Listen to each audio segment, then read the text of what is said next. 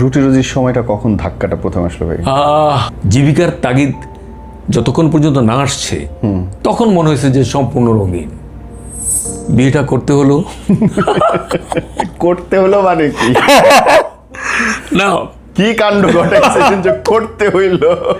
যে কাণ্ড ঘটালে না করে উপায় নাই। কত বছরের প্রেম? না, খুব বেশি না, সময় পান নাই? 1.5 বছর। ওকে।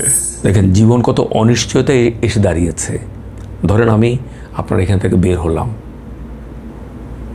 কথার কথা হয়তো কোনো কারণে আমি কিছু মানুষের বা কারো বিরাগভাজন হয়ে আছি, তারও তো একটা ক্ষোভ হলো যে পাইছি আজকে ওরে একা, এই ধর। সঠিক। পাশে দিয়ে শত শত মানুষ হেঁটে গেল, কে কিন্তু এগিয়ে আল। ভাই এইটা কি আপনার কখনো মনে হয়েছে যে সংস্কৃতির যেই ব্যাপক বদল হচ্ছে প্রতিনিয়ত, সেখানটায় আমরা আমাদের নিজেদের অনুভূতিগুলো বা বাঙালি সত্তাকে অনেক বেশি মনে হচ্ছে যে না, এটা আমাদের জন্য না, আমরা হারাই ফেলতেছি ব্যাপারটা? কানেক্টিভিটি নাটক বা সিনেমাতে মনে হয় কি কখনো যে এই জিনিসটা আসলে আমাদের সংস্কৃতি বা আমার সাথে যায় না বা আমাদের সাথে যায় না? সেরকম অনেক কিছুই আছে আসলে, মানে বিশেষ করে এখন যে ধরুন আমি তো যেহেতু নাটকের লোক, আমি নাটকের কথাই বলি। জি। এখানে মনে করেন যে আমাদের যেভাবে ধরেন আমি থিয়েটারের পরে যখন মিডিয়াতে আসলাম, তখন আমি যে ধরনের কাজের মধ্য দিয়ে আমার পথ চলা শুরু, তো সেই কাজগুলোর সাথে এখন যদি আমি যে কাজগুলো করছি অনেক পার্থক্য হয়ে গেছে। আমাদের সংস্কৃতির অনেক কিছু হয়তো উলটপালট হচ্ছে, কিন্তু সংস্কৃতি বোধের জায়গাটায় পরিবর্তন আছে অনেক, যেটা এখন মনে করেন যে অনেক কিছু আমাদের মেনে নিয়েও কাজ করতে হয়। কিন্তু আমরা এই ধরনের কাজের মধ্য দিয়ে বেড়ে উঠিনি। আজকে আমরা যে শব্দটার সাথে পরিচিত হয়েছে অনেক পরে, মব, এই সংস্কৃতিটাকে সরকার যদি কোনো পদক্ষেপ না নেয় ভয়ঙ্কর, তাহলে জাতির জন্য যে কি হবে সেটা কেউ চিন্তা করতে পারবে না। এমন কিছু মানে বিষয় আমাদের চোখের সামনে চলে আসে, সেগুলো দেখার জন্য আমার মন মানসিকতা কোনোটাই প্রস্তুত নয়। কিন্তু টেকনোলজি আমাদেরকে এমন জায়গায় নিয়ে এসেছে, আমরা তো এখন তো সব কিছু ওপেন, সব কিছু আমরা দেখছি, কিন্তু সব কিছুকে আমরা হজম করতে পারি না, পারি না। তো এটা খুব কষ্ট দেয়। একটা জেনারেশন যেভাবে তৈরি হচ্ছে, এদের মধ্যে সেই মূল্যবোধটা কখন জাগ্রত হবে একমাত্র বিধাতাই জানে।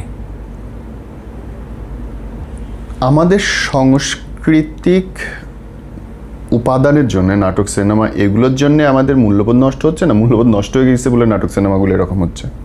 আপনার কি মনে হয়? মূল্যবোধই অনেক জায়গায় নষ্ট হয়ে গেছে, যেটা সত্যি কথা। আপনাকে ক্যামেরার সামনে দাঁড় করাবে, তার আগ মুহূর্ত পর্যন্ত আপনি জানতে পারবেন না কি কি সংলাপ আপনি বলবেন। কারো অভিনয় দেখে মনে হয় কিনা যে আমি এরকম যদি অভিনয় করতে পারতাম? অনেকেরই মনে হয়। কার? অনেকেরই মনে হয়। যেমন সবচেয়ে বড় আক্ষেপ তো আমাদের হুমায়ুন ফরিদি। উফ, আমি দেখি বসা আছে মামুনুর রশিদ, নাজমা নোয়ার, আরে বাপ, আজিজুল হাকিম, ওস্তাদ, এবং আরো কয়েকজন সিনিয়র ভাই। আমি তো আজিজুল হাকিম ভাই কি তখন ইয়েতে দলে আমাদের অনেক সিনিয়র। ওকে, অনেক আজিজুল হাকিম ভাই কি এখনো মনে হয় যে আমাদের সমবয়সী?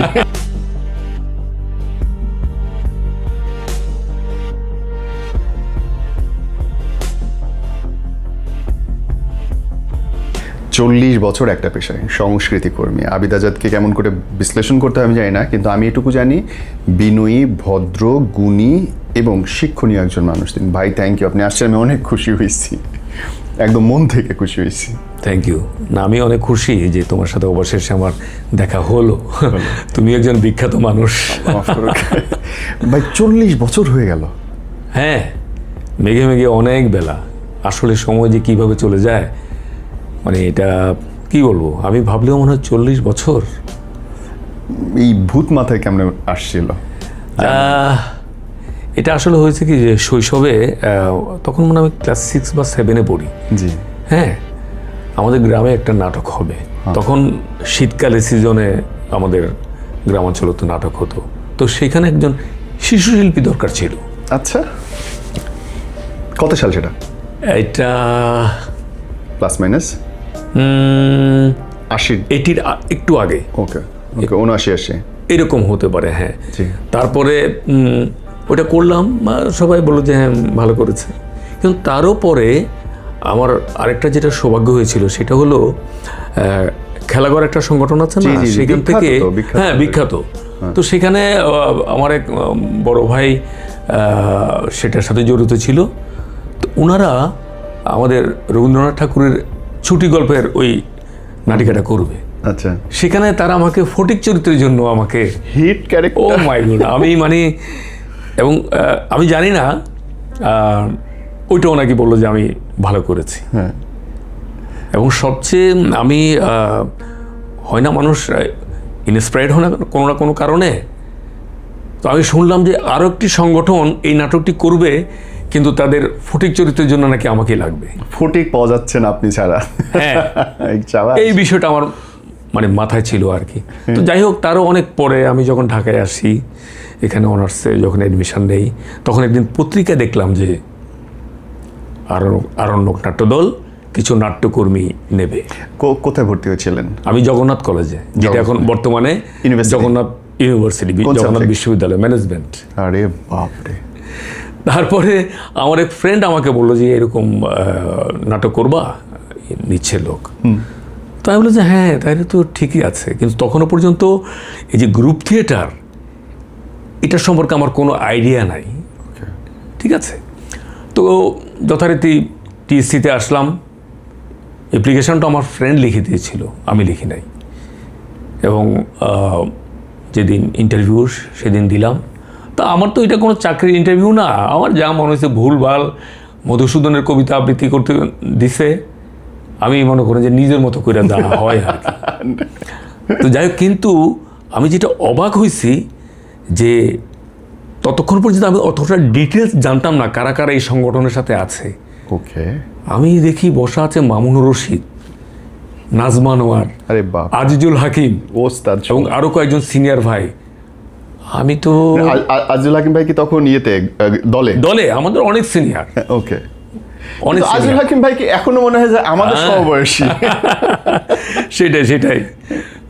তারপরে আমি ওইটা থেকে একটু মানে ঘাবড়ে গেলাম, ভাবলাম যে আরে এটা তো তাহলে অনেক বড় নাট্যদল। তারপরে দিলাম, ইন্টারভিউ হলো। পরে আমি আর ওইটা জানার জন্য অতটা খবরও নিচ্ছিলাম না, কবে হবে, হইলেও হইলো, না হইলে নাই। তা আমার ফ্রেন্ড এসে আমাকে পিঠের থাপ্পড় মারিয়ে দিয়ে বললো ইয়েতে ক্লাসে, এই দোস্ত তুমি হয়েছে, আমি তো হই না, আমি টিকি নাই। আমি যে কী বলো, আমি টিকছি? হ্যাঁ, তুমি টিসি থেকে দেখো তোমার নাম আছে। তারপরে দেখি যে 30 জনের তালিকায় 6 নম্বরের দিকে আমার নাম। আরে বাপরে। কিন্তু তখন কিছুটা পুলকিত। কিন্তু মজার ব্যাপার হয়েছে, পরে যখন আমাদের কর্মশালা শুরু হলো, কর্মশালা যেহেতু আমি দেরি করছি, তখন তো ওই টাইমিং, রেগুলারিটি, সিনসিয়ারিটি অতটা মাথায় ঢোকে নাই, যেটা সত্যি কথা। তো গেমস রুমের ভিতরে সবাই গোল হয়ে বসে আছে, আমি সম্ভবত ঘন্টাখানিক লেট করে ফেলছি। তো বন্ধ, ঢুকবো কি ঢুকবো না এদিক ওদিক করতেছি, তখন ভিতর থেকে কেউ একজন খেয়াল করছে। তা আমাদের এক সিনিয়র ভাই আসলো, এসে উনি আবার একটা ওই টেবিল টেনিসের ওখান থেকে এই একটা খাম নিয়ে আসলো, বলে যে আপনার নাম কি? এই জি। আপনার ঠিকানা কোথায়? পরে ভাবলাম যে অ্যাড্রেস দেয়নি আমার ফ্রেন্ড, কারণ ওই ইয়েটা তো সে লিখে দিছিল। সিলেকশন হয়েছে, অ্যাড্রেস নাই। ভাই জোস, ও মানে আমি তো খুব লজ্জা পাইলাম।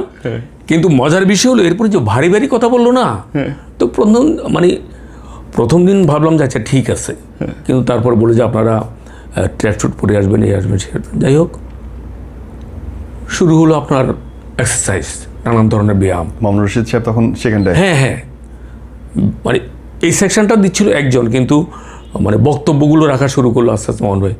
তখন আমি ভাবলাম যে দূর, মানে থিয়েটার করতে আসি, ওগুলো কী কয় না কয়, আবার এই পরিশ্রমে তো ভালো লাগে না, বুঝছেন? মানে হঠাৎ করে এরকম মানে থিয়েটার করতে গেলে যে এরকম আপনার নানান ধরনের এক্সারসাইজ করতে হবে, সেগুলো তো পরে মানে আমরা বুঝেছি যে শরীরটাকে ফিট রাখার জন্য একজন অভিনেতার কী কী প্রয়োজন আছে, কী কী জরুরি। জি। তারপরে ভাবলাম যে ছেড়ে দেবো, কিন্তু ওই যে এর মধ্যে কিছু বন্ধু হয়ে গেল না, তারা বলছে না না থাক, দেখ মানে ভালো নাট্যদল থাক, এই জড়িয়ে গেলাম। ওহো ভাই, এত দীর্ঘ সময় ধরে 40 বছরের জার্নি, শুরুতে একবার চিন্তা করছিলেন ছেড়ে দিব, হ্যাঁ শিওর। এর মধ্যে কি কখনো কখনো মনে হয়েছে আর না যথেষ্ট হয়েছে? তবে না, দীর্ঘদিন একটা উন্মাদনা ছিল। মনে করেন ছাত্র জীবনে যেটা সত্যি কথা, যে জীবিকার তাগিদ যতক্ষণ পর্যন্ত না আসছে তখন মনে হয়েছে যে সম্পূর্ণ রঙিন। খুব কঠিন জায়গায় হাত দিয়েছে একদম, যেটা সত্যি কথা। তখন কি বলবো, যে তখন ওই যে একাডেমিক ইয়ের চাইতে বেশি এটাকেই আমি প্রায়োরিটি দিয়েছি। আমার মতো অনেকেই থিয়েটার পাগল মানুষ। রুটি রুজির সময়টা কখন ধাক্কাটা প্রথম আসলো ভাই? বিয়েটা করতে হলো। করতে হলো মানে কি? না, কি কাণ্ড ঘটাইছেন যে করতে হইলো? যে কাণ্ড ঘটালে না করে উপায় নাই। কত বছরের প্রেম? না খুব বেশি না, সময় পান নাই? 1.5 বছর। ওকে। তখন তো মোটামুটি ম্যাচুরিটি এসে গেছে। ওই আলাপটাই ছিল যে এরকম এখন আর শুধু প্রেমে হবে না, একটু চিন্তা করে। হ্যাঁ সেটাই আর কি। তো যাই হোক, যেটা হয় কম বেশি সবার জীবনে, আমার জীবনে তাই ঘটলো। এখন বেকার ছেলের কাছে তো মেয়ে দেবে না, দেওয়া উচিত না, যেটা সত্যি কথা। পরে আমি একটি বিজ্ঞাপনী সংস্থায় একটা চাকরি নিলাম, মিডিয়া এক্সিকিউটিভ। আমাদের দলেরই এক বড় ভাই, আমি বললাম যে ভাই বিয়ে শাদী করতে হবে, প্রেম তো চালাচ্ছি, সবই ঠিক আছে, কিন্তু কিছু তো একটা লাগবে। ঠিক আছে। তখন কি আপনি টিভিতে কাজ করেন?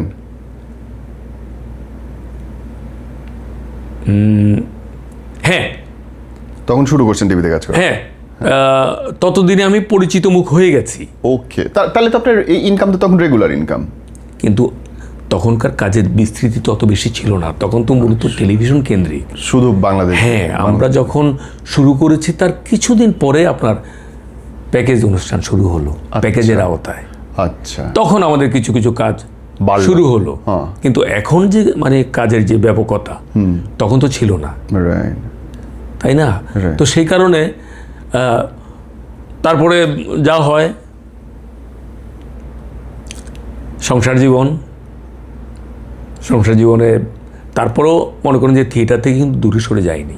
আচ্ছা, এখনো থিয়েটারের সঙ্গে জড়িত আছি।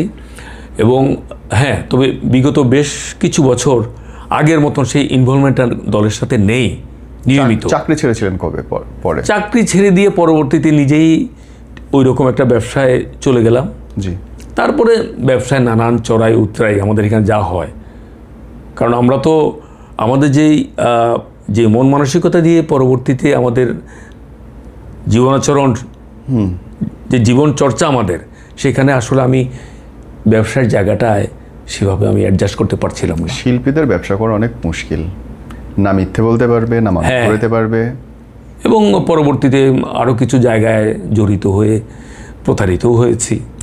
এই সব কিছু মিলিয়ে আর কি আমার কাছে পরবর্তীতে মনে হলো যে না, এটা আসলে আমার জন্য নয়।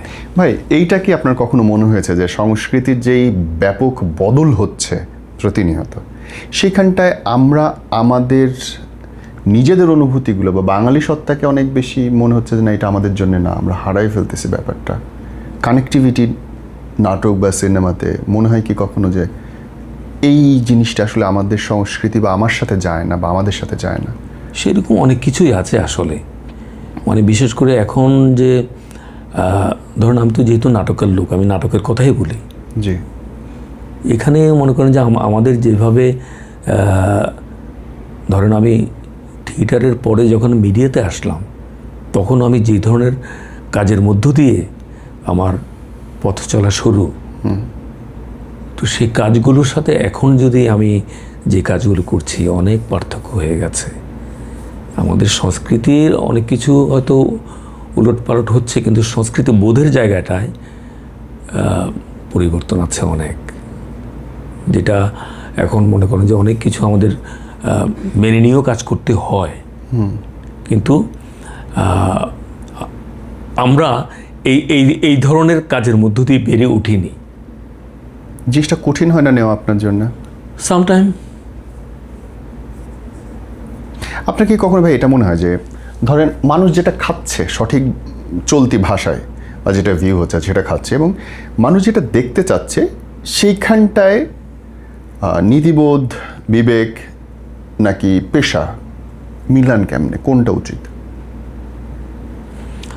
আমি চেষ্টা করি, মনে করেন যে আমরা তো একজন অভিনয় শিল্পী, একজন শিল্পী হিসাবে আমারও তো কিছু দায়বদ্ধতা আছে সমাজের প্রতি, রাষ্ট্রের প্রতি। সেই জায়গাটা আমি কম্প্রোমাইজ করতে চাই না। আমি বহু জায়গায় প্রতিবাদ করেছি, বহু জায়গায় প্রতিবাদ করেছি, এবং চেষ্টা করি যে সমস্ত জায়গাগুলোতে এই ধরনের কাজ হয় সেগুলোকে এড়িয়ে চলতে। তবে এটাও বাস্তবতা যে আজকে যেহেতু এটা আমার পেশায়, তো সেই জায়গাটায় আমাদের জীবিকার জন্যে আমরা অনেক সময় এরকম কিছু কিছু কাজের সাথে যুক্ত হয়ে যাই। এটাও আমি অস্বীকার করছি না। আমি জানি যে এই কাজটি মানসম্মত কাজ নয়, কিন্তু পরিস্থিতিটা এমন হয়, আমরা এখনকার সবার কথা বলবো না, অনেকে যে করে, মানে আমাদের নাটকের কথাই বলছি, তো সেখানে আমি যাওয়ার পরে আমি আমাদের পাণ্ডুলিপিটি পাই, স্ক্রিপ্ট। এটা ভয়ঙ্কর না ভাই? আগে আমি পাণ্ডুলিপি পাচ্ছি না, হুট করে চলে যেতে হচ্ছে। তাহলে আপনি ধরেন আমরা যখন শুরু করেছি, আমরা তো 5-6 দিন শুধু আমরা রিহার্সালে দিতাম। অথচ ঘটনা ম্যাক্সিমাম 5 থেকে 7 বছর আগের। না, এটুকু হয়তো অনেক আগের, কিন্তু আমরা তো সেভাবে বেড়ে ওঠা। জি হ্যাঁ, এটা ঠিক যে এখন সব কিছু এত মানে হতে হতে হতে এমন একটা জায়গায় এসে গেছে, এরপরে যে কী হবে আমি আর ভাবতে পারছি না। এখন তো ওদের সিকোয়েন্স বলে দেয় না এরকম ঘটনা ঘটবে। হ্যাঁ, ইভেন এমনও আছে কিছু কিছু নাটক যে আপনাকে ক্যামেরার সামনে দাঁড় করাবে, তার আগ মুহূর্ত পর্যন্ত আপনি জানতে পারবেন না কি কি সংলাপ আপনি বলবেন। ইন্টারেস্টিং। এখন আমি ভাবি যে আমরা তো আসলে অনেক শার্প, স্ক্রিপ্ট ছাড়া নাটক বানিয়ে দিচ্ছি। হ্যাঁ, কিভাবে আমরা পারি? স্ক্রিপ্ট রাইটার আবার একই অ্যাক্টর। হ্যাঁ, পেমেন্ট সেটাই তো ডাবল হওয়ার কথা ভাই। তো এখন বলেন যে একজন অভিনেতা অভিনেত্রীর যে প্রস্তুতি, চরিত্রটা কি, চরিত্রটা সাবটেক্সট, তারপরে তো আনুষঙ্গিক আরও অনেক কিছু আছে। তো সেই জিনিসটা এখন তো আর পাওয়া যায় না ভাই। আমাদের সাংস্কৃতিক উপাদানের জন্য নাটক, সিনেমা, এগুলোর জন্য আমাদের মূল্যবোধ নষ্ট হচ্ছে না? মূল্যবোধ নষ্ট হয়ে গেছে বলে নাটক সিনেমাগুলো এরকম হচ্ছে? আপনার কি মনে হয়? মূল্যবোধই অনেক জায়গায় নষ্ট হয়ে গেছে, যেটা সত্যি কথা আমার মনে হয়। আমি তো অত ভালো বুঝি না, অত ভালো বলতে পারি না, কিন্তু আমার কেন জানি মনে হয় যে নানান জায়গায় মূল্যবোধের অবক্ষয় হচ্ছে। সেটা শুধু যে আমাদের নাটকের জায়গাটা তা নয়। আপনি একটু ভালো করে ভেবে দেখেন যে সমাজের অনেকগুলো জায়গায় নানা ধরনের মূল্যবোধের অবক্ষয়। আগে যে ক্রাইম অপরাধ দেখা যেত, এখন না না না, অন্য রকম লেভেলে, এমন একটা লেভেলে মানে পৌঁছে গেছে, মাঝে মাঝে মনে হয় যে কই আছি। হ্যাঁ, আমরা মনে হয় এইসব দেখার আগে যদি এই পৃথিবী থেকে চলে যেতাম তাহলে অনেক ভালো হতো। কারণ এমন কিছু মানে বিষয় আমাদের চোখের সামনে চলে আসে, সেগুলো দেখার জন্য আমার মন মানসিকতা কোনোটাই প্রস্তুত নয়। কিন্তু টেকনোলজি আমাদেরকে এমন জায়গায় নিয়ে এসেছে, আমরা তো এখন তো সব কিছু ওপেন, সব কিছু আমরা দেখছি, কিন্তু সব কিছুকে আমরা হজম করতে পারি না, পারি না। তো এটা খুব কষ্ট দেয়। খুব বিকৃত ঘটনা অনেক বেশি বেশি চোখে পড়ে না ভাই এখন? অনেক বেশি। এবং সাম্প্রতিককালে যে ঘটনাগুলো ঘটছে, এগুলো তো মানে কি বলবো, কোনোভাবেই নেওয়া যায় না। মানে মনে হয় যে মানুষ হিসাবে আমরা কোথায় পৌঁছে গেলাম।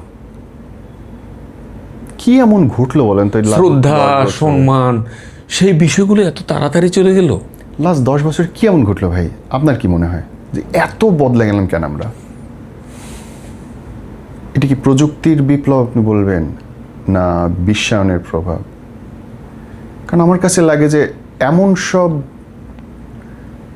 অতি জঘন্য ঘটনা আমরা দেখতেছি চারপাশে, শিশুদের সাথে, প্যারেন্টসদের সাথে, স্কুল, কলেজ, মাদ্রাসা, মানে নজর ফেরানো যাচ্ছে না একদিক থেকে শেষ করে আরেক দিকে। সেটা তো আপনাকে বললাম যে এই সমস্ত ঘটনাগুলো যখন দেখি তখন কিন্তু একটু দেখার পর আর দেখতে ইচ্ছে হয় না, ভয় লাগে, নিউজ ফিড খুলতে ভয় লাগে।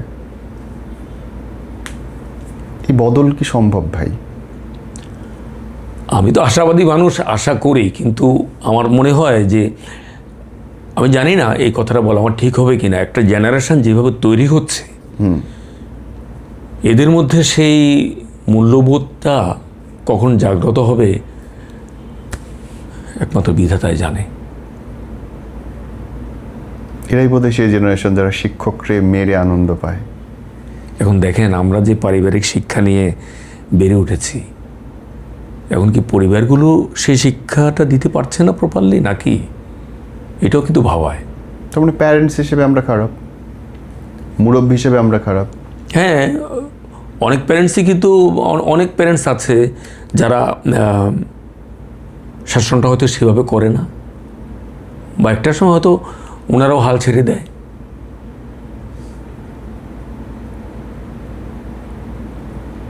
তবে এইটা ঠিক যে এরকম ঘটনা এই সাম্প্রতিককালেই খুব বেশি দেখছি। 5-6 বছর ম্যাক্সিমাম। হ্যাঁ,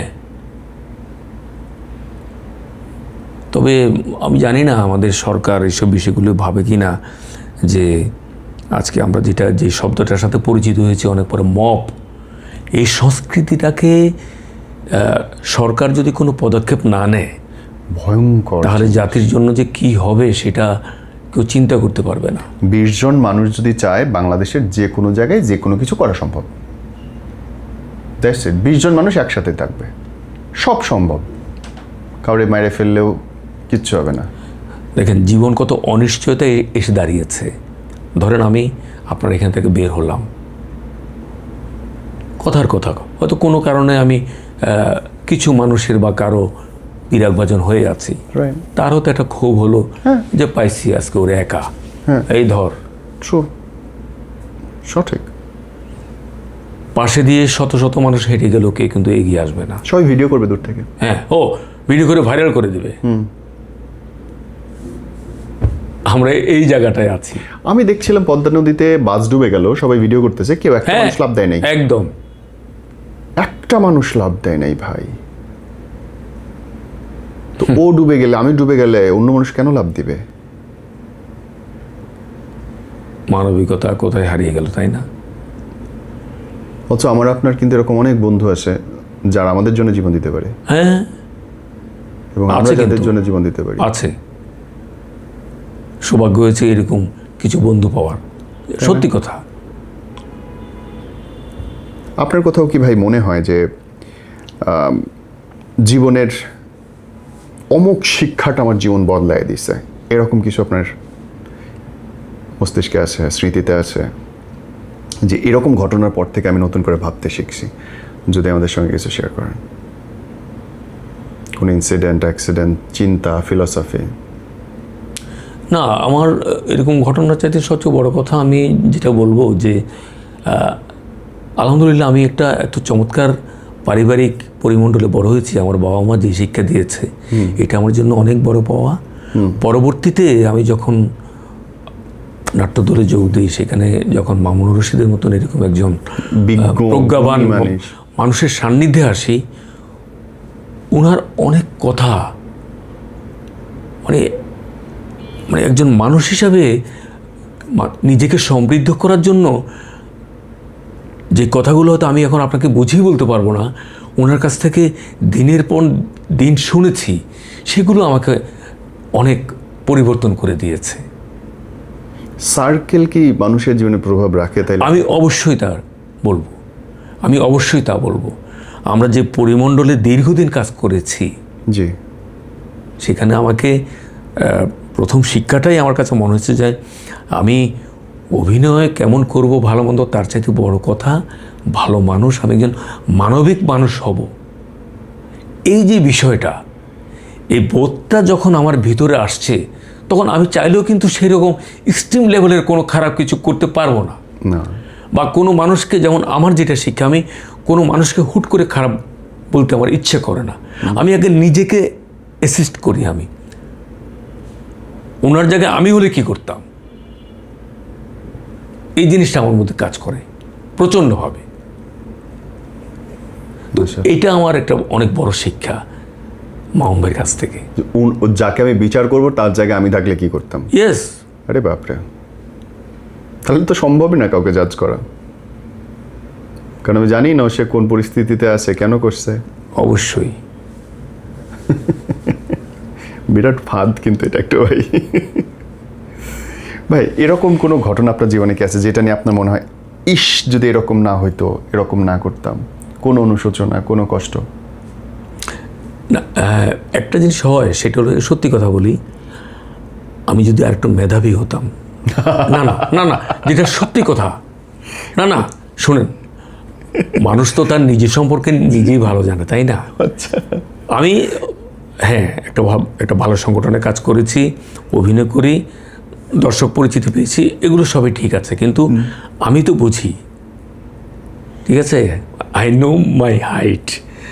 তো সেই জায়গা থেকে আমার মনে হয় যে আমি আরেকটু মেধাবী অভিনেতা হলে আরও কিছু অনেক ভালো কাজ করার হয়তো সুযোগ পেতাম, ভালো চরিত্রে করতে পারতাম, এটা মাঝে মাঝে মনে হয়। কিন্তু সেই অর্থ অনুশোচনা বলবো না, থাকে না মানুষের এক ধরনের ক্ষুধা। হ্যাঁ, এটা একজন মানে আর্টিস্ট, একজন অভিনেতা হিসাবে আমার একটা অতৃপ্তি বলতে পারেন, এইটাই। আর একটা অতৃপ্তির গল্প আপনি আমাকে বলছিলেন অফেয়ারে হুমায়ুন আহমেদের সঙ্গে কাজের। হ্যাঁ হ্যাঁ, এটা আমার একটু আক্ষেপ আছে। সেটা হলো যে ওনার একটা ছবিতে আমার অভিনয় করার কথা ছিল, কিন্তু ওনার সাথে যেদিন সাক্ষাৎ করার কথা ছিল সেদিন আমি একটি শুটিং থেকে ফিরতে দেরি হওয়াতে আমি ওনার সে কাজটি করতে পারিনি। তো এটাও একটা আমার অনেক বড় আক্ষেপ। এবং উনি যখন এই পৃথিবী থেকে চলে গেলেন, সেদিন আমার বারবার মনে হয়েছে, ভাই এত তাড়াতাড়ি চলে গেল, আমি ওনার ওই কাজটি করতে পারলাম না। আহা, যে সুযোগটা ফারুক ভাইরা অনেক জোস করে নিয়েছে। ওনারা তো লিজেন্ড অ্যাক্টর, ফারুক ভাই। আপনার প্রিয় অভিনেতাকে ভাই সমসাময়িকের মধ্যে? সমসাময়িকের মধ্যে আসলে আমার বলাটা ঠিক হবে না, তবে আপনার সমসাময়িকের কথা বলছি। আমার সমসাময়িকের মধ্যে এই যে একটু আগে যাদের কথা বললেন, এরা সবাই আমার প্রিয়। আমার আরেকজনের কথা আমার না বললেই না, তুষার ভাই, জি, যার সাথে আমরা জুটি হয়ে পরিচিতি পেয়েছি। জি, তুষার ভাই আসলে খাইতে মজা পায় না? খাইতে মজা পায়, খাওয়াইতে মজা পায়, খারাপ না। এবং সব খাবারের বিজ্ঞাপনগুলোতেই তুষার ভাই দেখে আমার মজা। হ্যাঁ, আমি কই আপনি এটা কি খাবারের উপর করতো না? আমি যে আপনি তো মোটামুটি যা স্বাস্থ্য আল্লাহ দিছিল, খাবারের বিজ্ঞাপন করে আরো বাড়াইছেন। ভাই কাউকে নিয়ে জেলাস লাগে যে আমি যদি এরকম হইতে পারতাম? তুষার খুব মজার মানুষ, খুব ভালো মানুষ। আপনার কারণে জেলাস লাগে যে আমি যদি ইনার মতো হইতে পারতাম? না, মিডিয়াতে অনেকে বলে তো, ভাই 30 বছর ধরে আপনার দেশে একই রকম দেখছি। তাই বলছি, ভাই আমার পুষ্টিহীনতার অভাব। আসলেই কিন্তু ব্যাপারটা এই 40 বছর ধরে একই রকম ফিগার মেনটেন করতেছেন। এটা আসলে আমার যেটা মনে হয়, মানে জেনেটিক থাকে না কিছু বিষয়, জেনেটিক হতে পারে। ওকে। আর আমি যে প্রশ্নটা করছিলাম একটু আগে, যে কারো অভিনয় দেখে মনে হয় কিনা যে আমি এরকম যদি অভিনয় করতে পারতাম? অনেকেরই মনে হয়। কার? অনেকেরই মনে হয়। যেমন সবচেয়ে বড় আক্ষেপ তো আমাদের হুমায়ুন ফরিদি। উফ, দেখি আর ভাবি যে মানে আমাদের এই ধরনীতে একজন আউটস্ট্যান্ডিং অ্যাক্টর। এবং জানেন, আমার খুবই সৌভাগ্য যে ওনার সাথে অনেকগুলো কাজ করতে পেরেছিলাম। হুমায়ুন ফরিদির সাথে কি কাজ একটু বলেন না? আমাদের ডিরেক্টর ছিল একজন সাইফুল ইসলাম আন্নু, তার 3টা ধারাবাহিকে পরপর কাজ করেছিলাম। একটার নাম মনে আছে, কারো কোনো নীতি নাই। এখনকার জন্য পারফেক্ট, পারফেক্ট মানে এখনকার জন্য পারফেক্ট ভাই। এবং শুনেন খুব মজার কিন্তু, বুঝছেন, কেমন? আমি ছিলাম পকেট মার। মানুষ শুনছি চরিত্র করার আগে ওই ধরনের মানুষের সাথে মেশে। এবং আপনি কি সে আমি যখন ইয়েতে জেল হাজতে, তখন তার সাথে আমার পরিচয় হয়। সে কি জানি একটা কারণে জেলখানায় গিয়েছিল তখন তো আমার সাথে পরিচয়। সে আমাকে বাসায় ইনভাইট করে, একদম তার সাথে ডাইনিং টেবিলে বসে একসাথে খাই। আর সে আমাকে নিয়ে আসার কারণ হলো যে আমি কীভাবে করি শেখাবে, এইরকম। ইন্টারেস্টিং। আর আমি মানে উনি যে কি একটা মানে ম্যাজিক ওনার অ্যাক্টিং। আমি তো প্রথম দিন ঘাবড়ে গেছিলাম। উনি তো একদম সহজ, মানে ওনার কোয়ার্টিস্টের সাথে একদম, উনি যে এত বড় মাপের অভিনেতা বোঝা সেটা বোঝার কোনো উপায় নেই। এই প্রসঙ্গে আমি আপনাকে আরেকটা কথা বলি, সেটা হলো যে আমার অভিনয় জীবনের শুরুতে আপনাকে আমি ছোট্ট একটা তালিকা দিচ্ছি যাদের সাথে আমার কাজ করার সৌভাগ্য হয়েছিল। এটাই হলো আমার জীবনের সবচেয়ে বড় প্রাপ্তি। শুরুতেই যেমন আবুল খায়ের, গোলাম মুস্তফা, সুবর্ণা মুস্তফা, ফেরদৌসী মজুমদার, আর বাদ থাকে কে? রাইসুল ইসলাম আসাদ। আচ্ছা স্যার, আর কে? নাই তো, শেষ তো। হুমায়ুন ফরিদি গেল। হ্যাঁ, ফরিদি ভাই তো আছে। তারপরে আমাদের ট্রেনিংই হয়েছে সৈয়দ আহসান আলী সিডনি। আমি ওনার ছেলের ভূমিকা অভিনয় করেছিলাম। আমি এগুলো ভাবলে যে আমার এরকম সুযোগ পাইলাম কেমন? আমি তো সেই মাপের বলতে, আমি তো সেরকম অভিনেতা না। তবে এই জায়গাটা আমি কৃতজ্ঞ হলো আমাদের মামুন ভাইয়ের কাছে। দল করা তার মানে একটা বড় সাপোর্ট করেছে। দল আমাদের অনেক বড় সাপোর্ট। ভাই অনেকেই বলে যে গ্রুপ থিয়েটার বা থিয়েটার একটা সময় অপচয়, সারাদিন বসে থাকো, স্টেজ করো। না, এটার ব্যাখ্যাটা কি বলতে হয়? না, আমি তো একেবারেই তা মনে করি না। যেমন আপনাকে একটু আগে বলেছিলাম যে আমি পরিবারের বাইরে যে শিক্ষাটা পেয়েছি সেটা আমি থিয়েটার থেকে পেয়েছি। এবং থিয়েটার থেকে ওই শিক্ষাটা পেয়েছি বলেই আমি মনে করি যে আমি মানসিকভাবে অনেক সমৃদ্ধ একজন মানুষ। সুন্দর কথা। ঠিক আছে, আমার টাকা পয়সা না থাকতে পারে, কিন্তু মন মানসিকতার দিক থেকে মানে থিয়েটার করে যে শিক্ষাটা আমরা পেয়েছি। আর গ্রুপ থিয়েটার চর্চা তো শুধু বিনোদন না, তাই না? আমরা তো একটা মেসেজ দিই, সঠিক, তাই না? সমাজকে, রাষ্ট্রকে আমরা তো একটা মেসেজ দিই। এবং আপনাকে বললাম না যে খুব ভালো লাগতো কি কারণে, যে যখন ভাবলাম যে এরকম একটা সাংস্কৃতিক কর্মকাণ্ডের সাথে আমি ইনভলভ আছি, ওইটা আমরা একটা আন্দোলনই মনে করেছি। তো এইটা আমার কাছে মনে হয়েছে অনেক বড় একটা ব্যাপার। আমি পড়াশোনা করতেছি, ইটস ওকে, তার পাশাপাশি এই যে অভিনয়ের মধ্য দিয়ে আমি সমাজ পরিবর্তনের সুযোগ। হ্যাঁ, আমাদের অনেকগুলো নাট্য দলেরই স্লোগান এরকম, যেমন আমাদের হলো যে নাটক শুধু বিনোদন নয়, সমাজ পরিবর্তনের সুতীক্ষ্ণ হাতিয়ার। সঠিক। তো এই বিষয়টাও যদি আমি একটু ধারণ করতে পারি, তাহলে তো আমি মনে হয় যে মানে কি বলবো, যে আমি এটা সাথে যে আমি জড়িত আছি, এটাই আমাকে বা আমাদেরকে অনেক আনন্দ দেয়, আত্মতৃপ্তি আসে একদম। হ্যাঁ, ডেফিনেটলি। ভাই এখন তো ভাইরালের যুগ, মানুষ ইচ্ছে করে নেতিবাচকতা ছড়ায় নিজের নামে, ইচ্ছে করে ভাইরাল হতে হয়, ভাইরাল না হইলে তার কাটতি নাই, দাম নেই। এই ব্যাপারগুলো আপনার কেমন লাগে? এগুলো আসলে মাঝে মাঝে হাসি, আবার এখন তো আসলে এত অনেক কিছু দেখা যায়, তো একদম রুট লেভেলের লোকজন থেকে শুরু করে আমাদের মিডিয়ার লোকজনও এইগুলোতে যখন জড়িয়ে যায়, বা আমাদের চাইতে আরও সিনিয়র বা আরও বেশি পরিচিত মুখরাও যখন এইসব জায়গায় আসে, তখন ভাবি মনে হয় এটাই মনে হয় স্বাভাবিক। ওকে, না হলে ভিউ, ভাইরাল, এই ধরনের শব্দগুলোর সাথে তো আমরা আসলে পরিচিত ছিলাম না এই কিছুদিন আগেও। ছিলাম কি না, বছর তিনেক সব বদলে গেল সেই। এবং এটা কিন্তু আমাদের এখানেও যথেষ্ট প্রভাব ফেলছে। আপনি তো জানেন, যার যত বেশি ভিউ সে তত তার ডিমান্ড তত বেশি। অনেক বড় পেমেন্ট নেওয়ার হ্যাঁ, সুযোগ থাকে। সে আপনি ওই থিয়েটার চর্চা করে আসছেন না কালকে এই গ্রাম থেকে আইসা কাজ শুরু করছেন, সেটা দেখার কোনো বিষয় না, ওটা কোনো ফ্যাক্টরি না। আপনি ভাইরাল, আপনার ভিউ অনেক বেশি, দ্যাটস এনাফ। টিকটকার থেকে অভিনেতা ব্যাপারটা আপনার কি লাগে? এক কথায় দুঃখজনক। এটা কেন বলছি, না আমি কারো মেধাকে আমি ছোট করছি না, সেটা তখন মনে হয় যে এই যারা দীর্ঘদিন থিয়েটার করে বা নানান ধরনের চর্চার মধ্য দিয়ে আসছে, তো তাদেরকে তাদের জন্য দুঃখজনক আর কি, যেটা সত্যি কথা। তাদের আফসোস হয়, আমারও আফসোস হয়, এটাও সত্যি কথা। যখন দেখি যে আমাদের অঙ্গনেও এরকম অনেকেই যথেষ্ট সুযোগ পেয়ে কাজ করছে, অবশ্যই তার একটা যোগ্যতা নিয়ে সে কাজ করছে, ঠিক আছে, কিন্তু আপনি অন্য 10 জন যথেষ্ট যোগ্যতা সম্পন্ন লোক কিন্তু সেই সুযোগটা সেইভাবে পাচ্ছে না, তখন আহত হই। এরা কি দিন শেষে টিকে থাকে? এটা একটা বিষয়, আসলে এটা একটা বিষয়। এখন তার যদি সেই রকম মেধা থাকে, সে যদি এর মধ্য দিয়ে শিখে যদি একটা পর্যায়ে যায়, সেটা হতে পারে।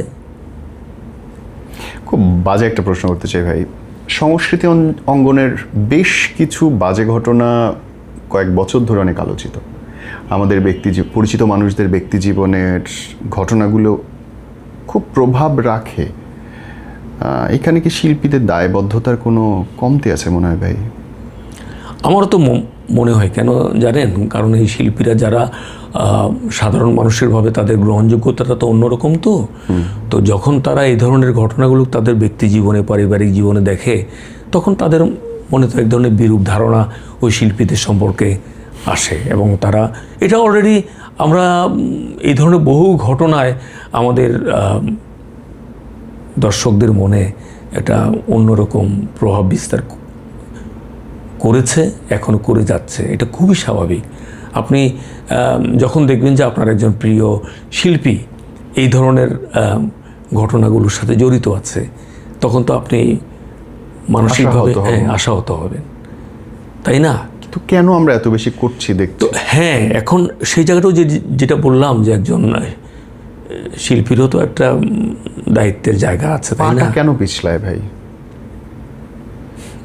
এটার জবাব কীভাবে দেবো বলেন? আপনার পর্যবেক্ষণ কি বলে?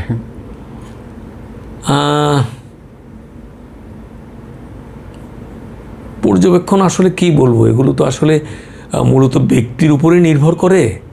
কিন্তু আমার কাছে মনে হয় যে জীবনাচরণে আমার মনে হয় যে শিল্পীদের আরও একটু সংযত হওয়া দরকার আছে,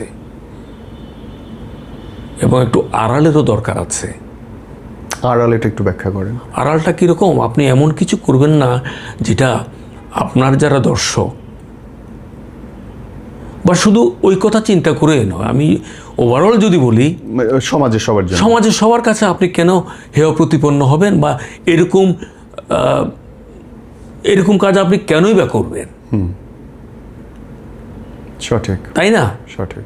এটাই আমার মনে হয় এই বিষয়গুলো নিয়ে। আপনার কি কোথাও মনে হয় যে নেশা বা উচ্ছৃঙ্খলা প্রচণ্ডভাবে আমাদের বাড়ছে চারদিকে? হ্যাঁ, এটাও অস্বীকার করার কোনো উপায় নাই। বিগত অনেকগুলো বছর, বেশ কয়েক বছর ধরেই এগুলো অনেক বেড়েছে, অনেক। এবং এটার কারণে মনে করেন যে সমাজে নানানভাবে ক্ষতিগ্রস্ত হচ্ছে, নানানভাবে। তার তো নজির আমরা বিভিন্নভাবে দেখতেই পাচ্ছি, খুব বাজেভাবে দেখছি। ভাই, মন ঠান্ডা রাখার জন্য কি করেন? আপনি নিজেকে পরিচর্যা করেন কেমন করে? আপনি যে শীতল ঠান্ডা, এটা কেমন করে? এটা আসলে আমার মনে হয় যে এক একজনের এক এক রকম প্র্যাকটিস। আমি যেটা করি,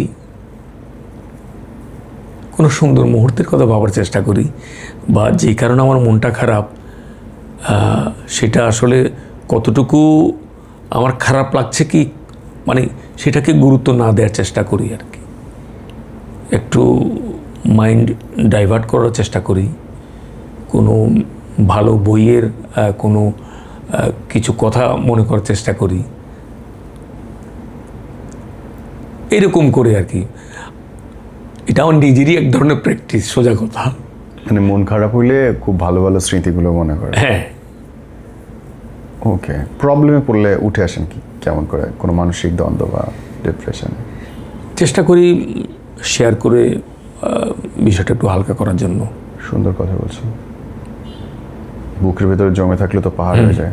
আপনি তবে হ্যাঁ, নির্ভরযোগ্য জায়গায় বলতে হবে, নাহলে হিতে বিপরীত হয়। হিতে বিপরীত।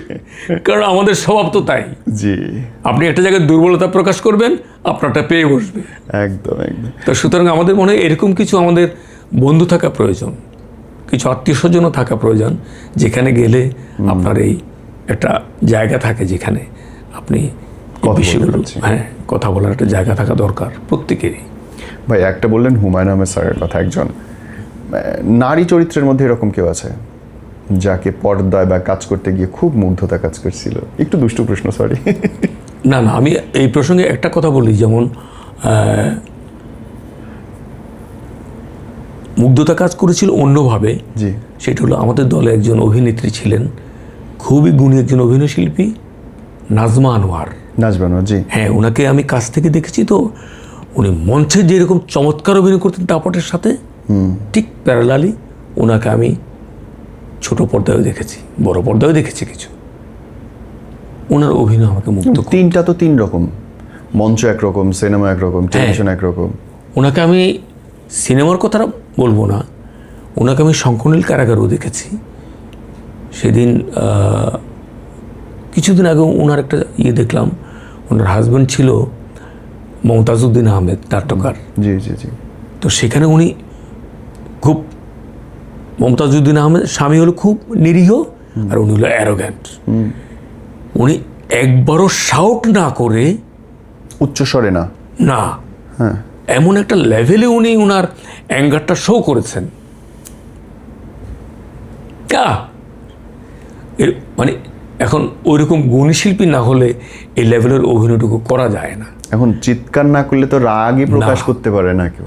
আমি মুগ্ধ হয়েছি কি কারণে, ঠিক রিভার্স, ওনাকে মঞ্চে দেখেছি, গ্রামের কিছু মহিলা থাকে না একটু ডেসপারেট, কারণে কে করে না, কোমরে শাড়ি, একদম তাই, কোমরে পরে উনি ওই যে ছেলেদের সাথে বিলে মাছ ধরতে যায়, সেই ক্যারেক্টার উনি যে দাপটের সাথে করছে। তো সেই কারণে বললাম যে খুব গুণী অভিনেত্রী ছিলেন। তো ওনার কাজ দেখে আমি মুগ্ধ। বাহ। তো উনি পৃথিবী ছেড়ে চলে গেছেন অনেক আগে, আল্লাহ তার ব্যস্ত নসিব করুক। ভাই, যদি দেশের জন্য চিন্তা করেন যে আমি আমার বাংলাদেশটা এইভাবে দেখতে চাই, ইদারিং আর ওই স্বপ্নটুকু মনে দেখি না, যেটা সত্যি কথা। কি বললেন? না না, কেন বলছি, ওই যে একটু আগে আমরা যেটা আলাপ করেছিলাম, জি, এখনকার যে কর্মকাণ্ডগুলো ঘটছে চারপাশে, কিন্তু হ্যাঁ, মানে এটা তো সারাক্ষণই মানে আমাদের ইচ্ছে হয় বা ইচ্ছে জাগে যে আমরা এই সমস্ত সংকটগুলো কাটিয়ে সুন্দরভাবে আমরা শান্তিপূর্ণভাবে আমরা এই দেশে বসবাস করতে পারবো। এটাই তো আমাদের চাওয়া, আর তো কিছু না, তাই না ভাই? আমরা ডাল ভাত খেয়ে সুন্দরভাবে আমরা সম্মানের সাথে যে জীবনযাপন করব, কাটায় চলে গেলে হইছে। হ্যাঁ, আমাদের আগে আগে যারা ছিল, মানে আমাদের শৈশব থেকে যদি ধরি, আমরা আমাদের বেড়ে ওঠার আগ পর্যন্ত কি চমৎকার জীবন আমরা দেখেছি। ফজলে নোয়ালি স্যার থেকে আজকা হানিফ সংকেত, সর্বশেষ আমরা প্রজন্ম, তারপর হুমায়ুন ফরিদি থেকে আপনারা, তারপর আমার কিন্তু একটা বড় অভিযোগ আছে ভাই, নাটক ইউটিউবেই দেখা হয়, এবং যে নাটকই দেখি আমার কাছে যে কোনো একজন অভিনেতাকে সবগুলো নাটক একই লাগে। এর কি আসলে কোনো মুক্তি নেই? আর নাম শুনলেই তো বলে দেওয়া যায় যে এটা কি নাটক হচ্ছে, মাথা গরম মফিজ নাকি দুবাই ফেরত মফিজ। এখানে কি আপনাদের কোথাও দায় আছে ভাই? আসলে এখানে ব্যক্তির দায়টাই সবচেয়ে বেশি। এখন নির্মাতারা হয়তো আমাকে একই জায়গায় কাস্টিং করছে, কিন্তু সেখানে ভেরিয়েশন আনার দায়িত্বটা তো আমি মনে করি যে সেই অভিনেত্রী। খুব সুন্দর একটা কথা বলছেন, খুব সুন্দর একটা কথা বলছেন। আমরা দায় সারাভাবে দায়ী অন্য কাউকে দায়ী করে দিয়ে চলে যাই, কিন্তু একই ক্যারেক্টার যে ডিফারেন্ট হইতে পারে টোন, সেটা তো আমরা চিন্তা করিনি। বাহ, আপনি তোমার মাথা ঘুরিয়ে দিয়েছেন। না মানে ওইরকম আমি যতটুকু বুঝি আর কি। আসলেই তো সম্ভব, তাই নয় কি? আসলেই সম্ভব। একই মুভিজ তো 10 রকম হইতে পারে, 10 জেলা 10 রকম মুভিজ হইতে পারে। আপনি তো চট্টগ্রামের ভাষাও পারেন। একটু পারি আর কি। কোন কোন ভাষা পারেন আপনি, কোন কোন এলাকার? অরিজিনালি তো আমি নোয়াখালীর। ও মোর খোদা। এবং নোয়াখালী ভাষা তো আমাকে বহু নাটকে, আমাদের এখানে এই একটা সমস্যা আর কি, মনে করেন আপনি অভিনেত্রী যেটা হয়। এতক্ষণ আপনার কথা শুনে আমার একবারও মনে হয়নি যে আপনি বাড়ি নোয়াখালী। তাই না? কি ভয়ঙ্কর। নোয়াখালীরা যেটা বলে আর কি, যে আছে না, ভাই আর কথা উনি বুঝতে পারতেন না, আর বাড়ি যে নোয়াখালী। আবার বলেন, আর একটু আগান। না এইরকম, বুঝছেন? আপনি কিন্তু খাই দিলেন আমাকে। কেন, তুমি কোন জায়গা? আমার বাড়ি রাজবাড়ি। ও আচ্ছা, নিউট্রাল একটা জেলা। ও আচ্ছা আচ্ছা আচ্ছা আচ্ছা। না, আমাদের দেশের কিছু কিছু অঞ্চলের ভাষা সুন্দর, লাইমলাইটে আছে আর কি, তার মধ্যে নোয়াখালী একটা হিট নাম্বার 1। তারপরে বরিশাল। বরিশাল পারেন? না, বরিশাল পারি একটু, কিন্তু ওই রকম না। একটু বলেন না। না না, আমি আবার নাটকে আমার অনেক সময় বলে, তো আমি বলছি ভাই যেটা আমার গ্রিপে নাই সেটা বলে ধরা খায় লাভ নাই। তো চট্টগ্রামেরটা তো একটু শেখার সুযোগ হয়েছে আমি যদি। হ্যাঁ, চট্টগ্রামেরটা আমি ওই কিছু বন্ধু থাকে না, জি, তো তাদের সাথে কথা বলতে বলতে বা একটু অবজার্ভ করতাম কীভাবে বলে। হ্যাঁ। তো চট্টগ্রামের শুদ্ধটা কিন্তু খুব সুন্দর। মানে দেখ কী বলবো, যে আপনার সাথে দেখা হওয়ার পরে আমি মনে খুব শান্তি পেয়েছে। এটা শুদ্ধ, এটা শুদ্ধ আর কি। মানে কিন্তু ওদের টানটা হলো আসল, মানে টানটা যদি আপনি ধরতে পারেন। শুদ্ধ যে। হ্যাঁ হ্যাঁ, অবশ্য আমরা বলার সময় যে বলি আর কি, যে ওরা সবসময় বলে তা না। আচ্ছা। কিন্তু ওরা যেমন, আরে নীরব তুমি বললে তো বিশ্বাস করবা না, এখানে আসতে আমি যে কি জ্যামে পড়ছি তোমার কি হইম, মানে ঢাকা শহরের রাস্তাঘাট এত জ্যাম, বদাই এন্ড দেয়ার নয়সুম। বাহ, কি সুন্দর লাগে শুনতে, এরকম সুন্দর লাগে, কি সুন্দর লাগে। বাট নোয়াখালীটা বেস্ট ভাই। নোয়াখালী একটু দেন না, যদি কোনো মনে থাকে ডায়লগ বা কিছু একটা। খুব মজা লাগে নোয়াখালীর ল্যাঙ্গুয়েজটা। হ্যাঁ, নোয়াখালী এটা মানে যতগুলো নাটক নোয়াখালী ভাষায় করছি, বুঝছেন, আমার তো মনে হয় এটা একটা সম্পদ বাংলার। আসলে এক এক এলাকার যে ভাষা, হ্যাঁ হ্যাঁ ও ফ্রান্স ইটালিয়ানের চেয়ে আমাদের ভাষা বেশি সমৃদ্ধ, এলাকার ভাষা। হ্যাঁ। আমাকে একটু দেন না নোয়াখালী, আই রিয়েলি ওয়ান্ট ইট। আচ্ছা, আমি কিয়া কইতাম, হ্যাঁ কোন কিয়া কইতাম ভাই, নোয়াখালী ভাষা হয়েছে কি বুঝছো নি, নোয়াখালী ভাষা ইন্টারন্যাশনাল ভাষার পর্যায়ে চলে গেছে। Royal district. হ্যাঁ, রয়্যাল ডিস্ট্রিক্ট কনে মানছে কয় না যে নোয়াখালী মানুষ এই কোন দেশে নাই, পৃথিবীর সকল দেশে আছে। ওই সান্দে গেলেও নাকি নোয়াখালীরা লোকজন ফোন দেবে। তো না, আমি অবশ্য নোয়াখালীর লোক হিসাবে গর্ববোধ করি। রয়্যাল ডিস্ট্রিক্ট, হ্যাঁ, আন্ডার রয়্যাল ডিস্ট্রিক্টের লোক। আমি কিন্তু নোয়াখালী বিভাগ চাই আন্দোলনের একজন অন্যতম মানুষ। তাই নাকি? আমি সারাক্ষণ পোস্ট দিই, আমি নোয়াখালী বিভাগ চাই। কেন চাই? আমার তো কোনো কাম নাই। কিন্তু দিবে না। হ্যাঁ, কুমিল্লা লড়লে। হ্যাঁ, কুমিল্লা নিয়ে নিছে। এটা খুব নির্যাতন হয়ে গেছে। নির্যাতন হয়ে গেছে, আমাদেরকে মনে হয় কুমিল্লা বিভাগের মধ্যে ঢুকে দিবে ডেফিনেটলি। এটা উচিত না। না, আমরা আসবো না তো, আমরা তো এখন আছি চট্টগ্রামের সাথে আছি, তো ওই ভালো আমরা ইতারের লোক থাকুন যে কি, মানে আমরা তাদের সাথে থাকবো আর কি। এটা কি বললেন? এলাইনটি কি বললেন ভাই? না, আরা ইতারের লোক নথাকুম, মানে আমরা কুমিল্লার সাথে থাকবো না। ইতার লোক নথাকুম। হ্যাঁ, বাহ, ইতার লোক নথাকুম, আরা সারিগল থাকুন যে, মানে আমরা চট্টগ্রামে থাকবো। থাকুন যে। মাশাআল্লাহ, মাশাআল্লাহ। ভাই, আমরা অনেক ডিপ্রেস হয়ে যাই হুটহাট করে, এই জেনারেশনের মানুষ। তাদের জন্য যদি কিছু বলেন, that's our last thing I want. কেমনে আমরা নিজেদের উন্নয়ন করতে পারি, ভালো থাকতে পারি। এবং এটা তো আসলে অনেক কঠিন প্রশ্ন, তবে একটা কথা বলবো, সেটা হলো কি যে